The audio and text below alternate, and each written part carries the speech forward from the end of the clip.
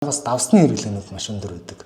Бидэд хэдий хоолндоо ингээд давс баг хэрглэж байгаа ч гэсэн нэмэлт давсуудыг маш их хэргэлдэг. Одоо нөгөө даршилсан ногоонууд байдаг тийм. Нэг давсны хэрэглээний тал дээр бас нэг юм судалгаа байт юм болов уу? Монгол улсын хэмжээнд хэрэгсэн. Тэр нь болонгууд Баруун аймаг, одоо жишээ нь ингээд Төвийн аймаг, Зүүн аймагуудаар ингээд яатсан. Бүсчлээд хийсэн судалгаа байт юм байна. Давсыг бол ерөнхийдөө 5 грамм орчмыг уул нь хэрглэж явах хэвээр норм хэмжээ. Тэгэхэд Баруун аймгийнхан болонгууд хэтэрхийх давстай хэргэлдэг. Энэ нь болонгууд өдрийн давсны хэрэглээ нь болонгууд 15 мг орчим байсан байна.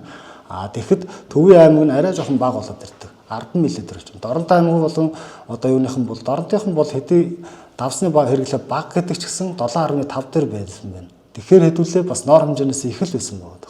Давс их байна гэдэг бол судсан дотор ирж байгаа цус руугаа цусаа татна. Тэр тижнээгээрээ цуснд одоо эсэргүүцлийг нэмэгдүүлж өгнө гэсэн үг. Тийм учраас давсны хэрэглээг багасгаа гэж яриад байдаг.